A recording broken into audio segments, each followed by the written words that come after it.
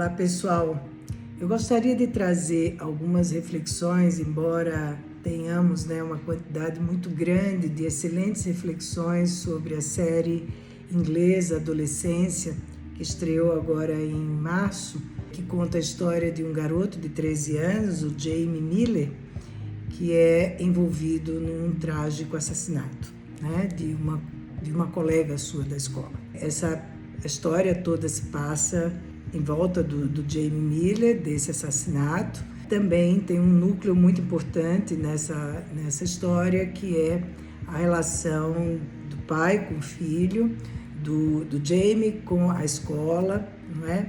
A relação também das pessoas que estão investigando o caso, como é que essa legislação toda funciona em determinados países, quando adolescentes praticam crimes, como é que eles são abordados, de que forma eles são trazidos, que isso muda de país para país, é importante a gente verificar isso. Quando que esses adolescentes assumem responsabilidades penais, a história toda, é uma história que traz muitos elementos que podem ser refletidos por diversos ângulos, pelo ângulo da própria adolescência, do que é adolescência, pelo ângulo da relação entre adolescência e família, entre adolescência e escola, e principalmente, que aí sim é um núcleo também bastante importante nessa série, que é a questão da internet, das redes sociais e de toda uma vida que ocorre dentro das redes sociais, e muitas vezes como se fosse um mundo,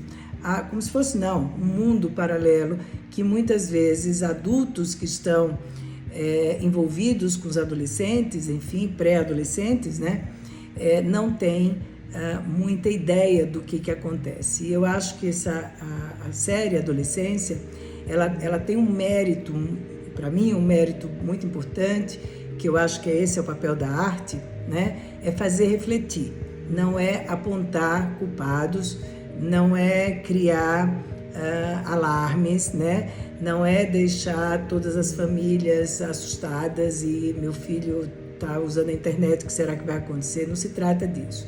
Se trata dela trazer de forma bastante ampliada e a partir também, os autores dessa série também fizeram investigações sobre esse tipo de situação e resolveram contar uma história muito bem contada, muito bem amarrada, com atores incríveis. O menino que faz o papel do Jamie é espetacular, é uma atuação maravilhosa. O pai que faz o papel do Ed Miller, que é o pai do Jamie, e o delegado e todos os outros personagens, enfim, é uma série que é bastante tocante. Eu acho que é uma série que faz a gente refletir, e faz todos aqueles que estão envolvidos com pré-adolescentes e adolescentes, crianças, podem refletir sobre diversos aspectos. Acho que a série ela foi genial nisso, de amarrar uma história que faz a gente pensar durante muitos dias, Para mim, eu estou há muitos dias pensando sobre vários aspectos, fazer a gente refletir sobre situações que a gente vive todos os dias, mas nem sempre a gente olha para elas com a mesma atenção que a gente olha quando ela é colocada numa tela de cinema, quando se transforma numa série, enfim.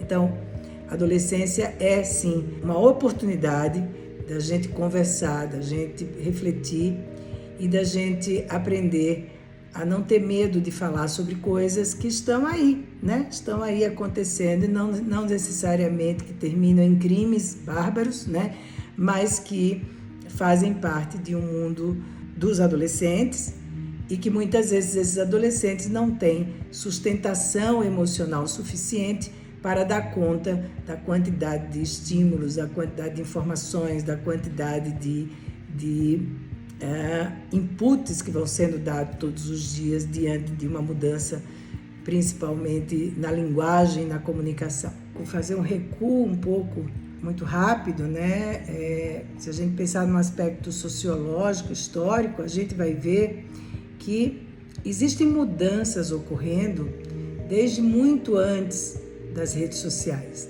Na década de 60, quando os produtos começaram a ser exportados para todos os lugares, né? Os containers foram chegando em todos os cais de vários países e cidades, né?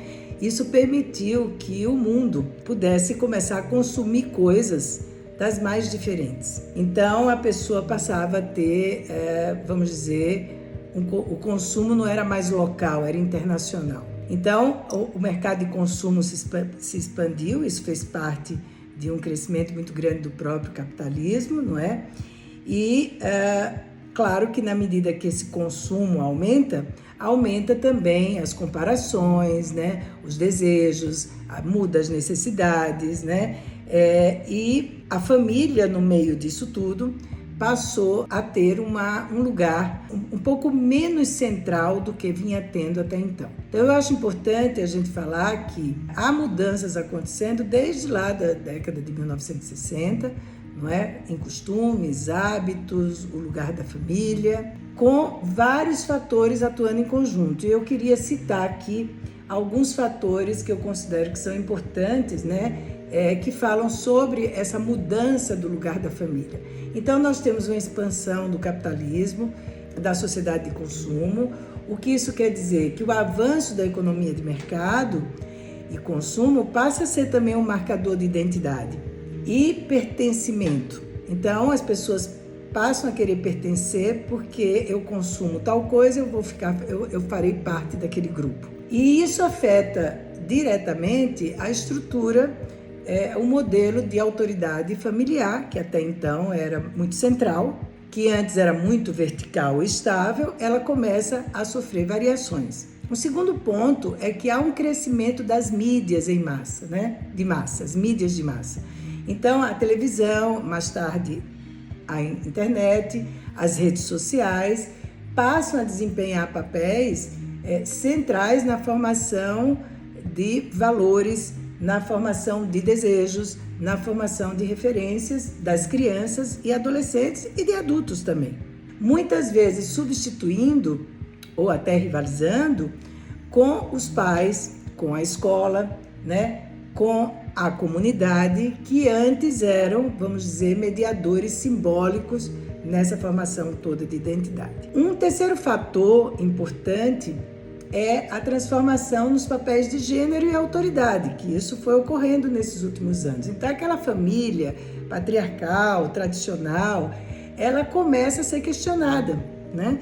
E as mulheres avançam no mercado de trabalho cada vez mais, pais e mães vão renegociar os lugares, né, de autoridade, já não é o pai que ocupa essa autoridade somente, então mães também, mulheres também vão ocupando esses lugares de autoridade, e o adolescente, por sua vez, no meio disso tudo, ele vai ganhando uma emancipação mais precoce, ele se emancipa mais rápido, ele passa a ter lugares, vamos dizer, supostamente de adultos, muito mais rápido do que antes. Mas muitas vezes, isso é importante dizer, sem essa sustentação emocional para poder ocupar esses lugares, né? E como quarto fator, né, nós temos uma diversificação muito importante das famílias. As famílias, elas começam a ter um modelo, ganham visibilidades diferentes, então tem as famílias monoparentais, você tem as famílias que são reconstituídas, as famílias homoafetivas, e tudo isso vai contribuindo, não é, para novas organizações, novas formas de comportamento, novas maneiras de se relacionar. Então, aqueles referenciais lá que tinha na década de 50, um pouco antes da década de 60, rígidos, eles passam a ser muito mais móveis. Então, isso é uma coisa importante da gente entender. E isso vai atingir de forma bastante importante os modelos de escuta, os modelos de cuidado, né? Essas coisas acontecem de épocas em épocas, fazem parte. Não se pode, eu acho que isso é uma coisa importante nessa série, né? Sair numa bravata muito grande de culpar a família, esse tipo de coisa, porque não é uma questão só da família. A família, ela também se sente muitas vezes desorientada diante de tantas mudanças. Muitas vezes ela se sente perdida, sem saber muito o que fazer e como fazer. Na série fica muito claro que esse pai é um pai amoroso, é um pai que ama seu filho, é uma família que está ali no razoável, não acontece nada tão absurdo, não é? E abusos, violências, enfim, coisas que de modo geral explicam ou tentam explicar, e eu acho que na verdade muitas coisas não explicam. A gente é que vai arrumando um jeito de dar conta, mas muitas coisas a gente não consegue dar conta delas completamente. Mas esse pai, ele não desaparece em nenhum momento da vida desse filho, inclusive quando esse filho é levado preso, né? Quando a família invade, a pessoa por quem esse filho mais chama é pelo pai. Ele pede a presença do pai, ele quer que o pai seja aquele que o acompanhe durante todo o processo, né? É com esse pai que ele se sente mais seguro. Mas, de qualquer forma, esse pai está ali, como qualquer outro pai. Eu também, qualquer um de nós, ele está perdido, ele não sabe o que fazer, ele não entende, né? Ele não sabe o que aconteceu, né? O que acontecia na vida desse filho, que ele não deu conta, e essa mãe também, mas o que aconteceu? Como é que esse filho estava se organizando enquanto pessoa de forma tão destacada, né? Da família e do conhecimento dessa família? Então, o adolescente, ele muitas vezes, no meio de tantas mudanças e com a entrada principalmente da internet, desses meios de comunicação, ele não tem suficientes referências, né? E a referência não é somente na família, é na escola, né? É na família, é na comunidade, são em vários setores da vida. O adolescente começa a não encontrar essa referência. A gente vê, inclusive, nas cenas que se passam na escola, que a mim particularmente me causou bastante mal-estar, né? Uma escola onde não há mediação, onde não há conexão, onde se faz bullying o tempo todo, aí tem um coordenador que grita, aí tem um professor que chega atrasado e não sabe muito o que dizer, né? Aí tem um menino que ameaça o outro, joga papel em cima do prato do outro e nada acontece. Aquilo é absolutamente quase que normalizado, é assim que é, né? Cada um que lute pelo seu. Então a gente vê ali um grupo de crianças, na verdade são crianças, e na minha concepção crianças que não têm referência, não têm uma autoridade positiva, né? Significativa, que possa mediar, né, esses conflitos e que possa ser uma referência para que esse adolescente possa encontrar no adulto este adulto que organiza essas emoções, organiza esses impulsos, vai mostrando a esse adolescente que caminhos ele pode ter de resolução de seus conflitos. Então, quando você deixa que adolescentes, né, crianças sozinhos encontrem a sua própria autoridade, evidentemente que a gente vai esbarrar com autoritarismo, não é? Com violências, com modos de tratar que são muito pouco responsáveis, não é? E que de fato são transformadores.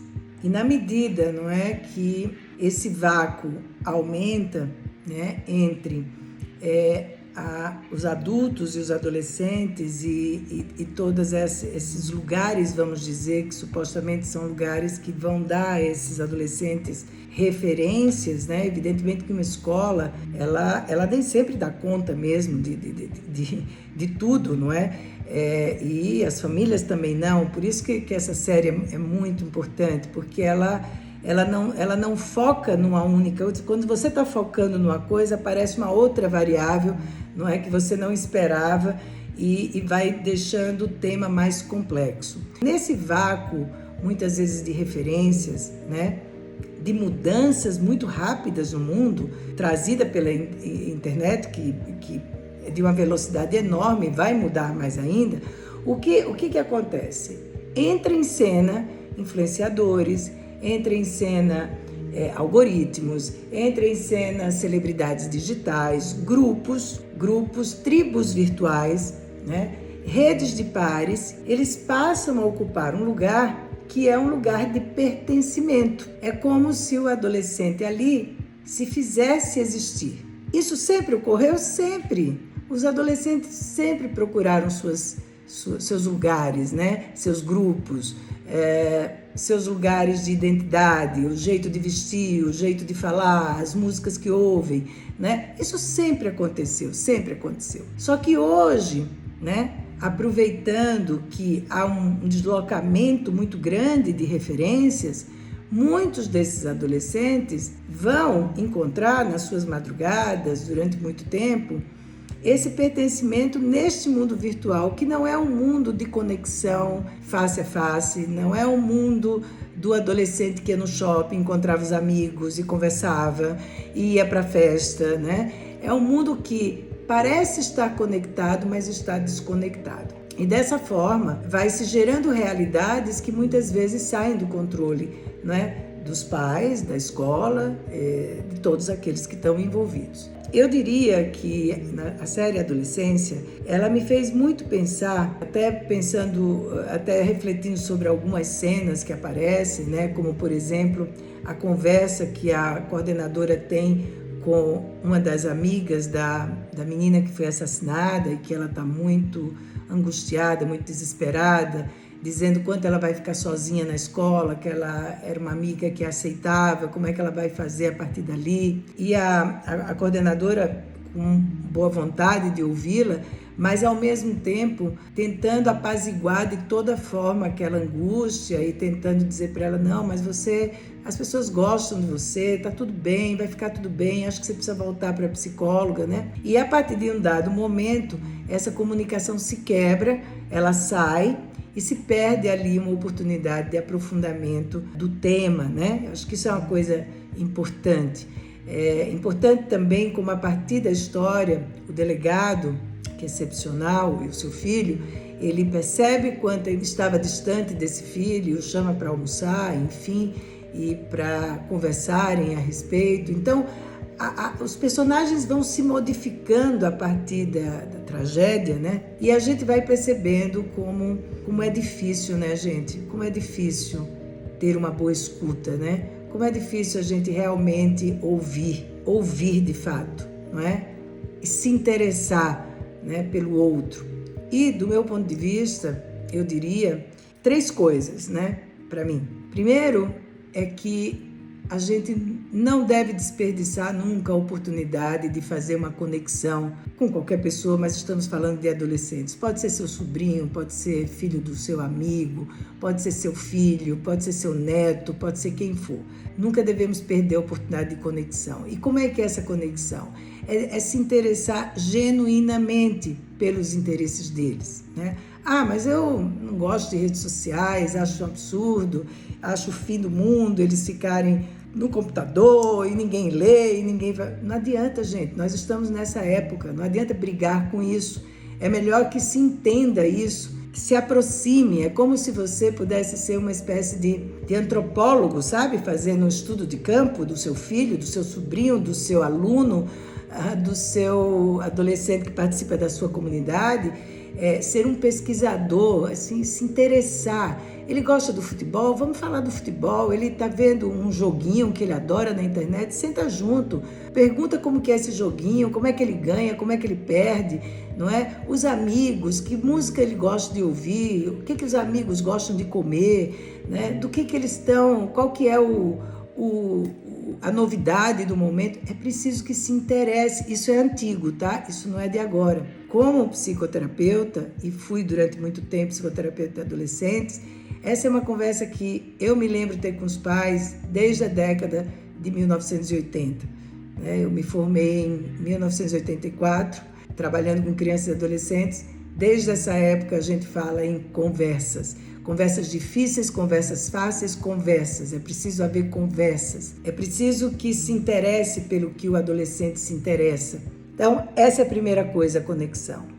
A segunda coisa, eu diria que é ouvir, né?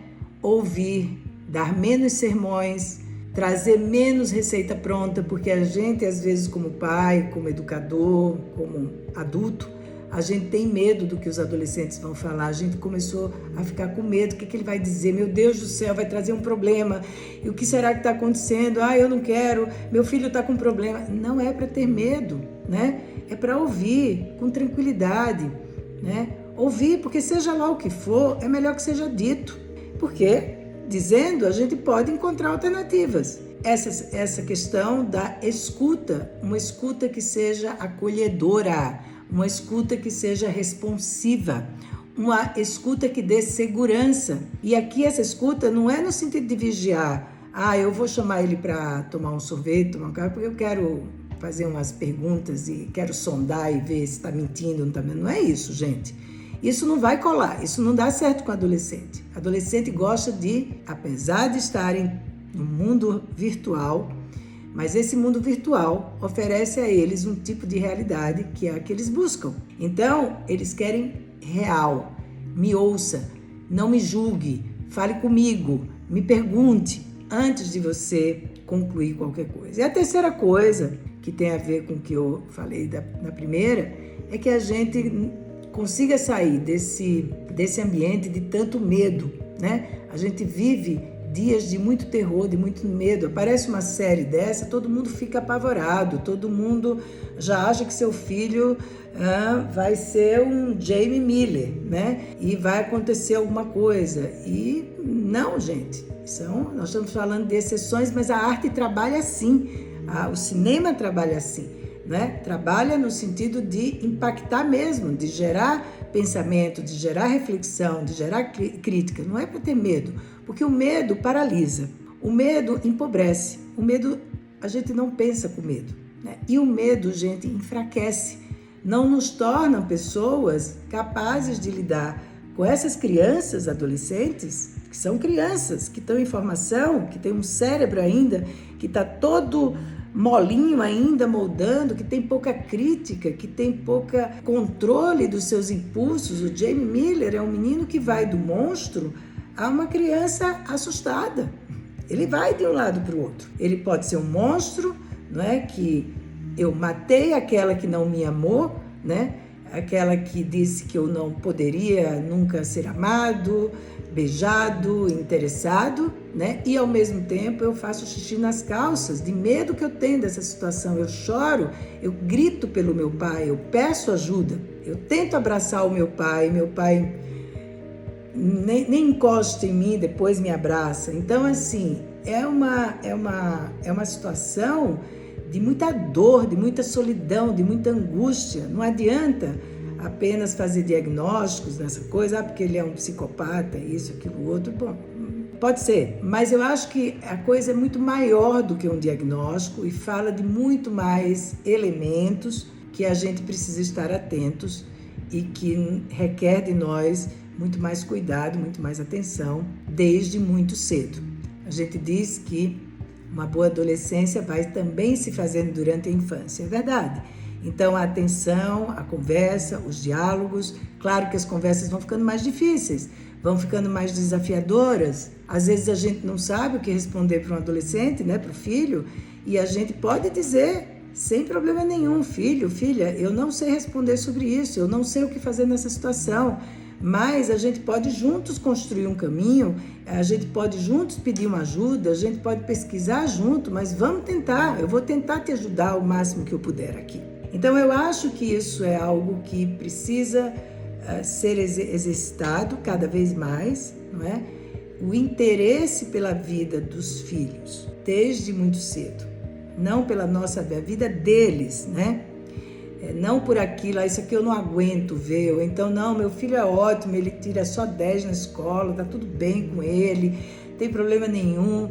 Não, às vezes passa por desafios, não quer dizer esse extremo que nós vimos, mas são desafios às vezes que se passam, e é preciso conversar sobre isso. Então, aqui eu queria finalizar apenas uma cena que me trouxe bastante emoção, que foi duas cenas que me trouxeram muita emoção, que foi a cena dele com a psicóloga forense, né, que faz todas as entrevistas para tentar entender o entendimento dele da situação, isso dito por ela, e que quando ela se despede dele, diz que vai embora, que não vai mais voltar, ele diz, mas como assim? Como assim você não vai mais voltar? Eu quero conversar, eu não quero que você vá embora. Ela diz, não, mas eu estou sendo chamada para um outro lugar, enfim. E ele diz, eu posso te perguntar uma coisa? Ela diz, sim, pode. E ele pergunta se ela gosta dele, ou se ela acha ele uma pessoa boa? Eu acho que é isso que ele pergunta no final. E ela não responde, né?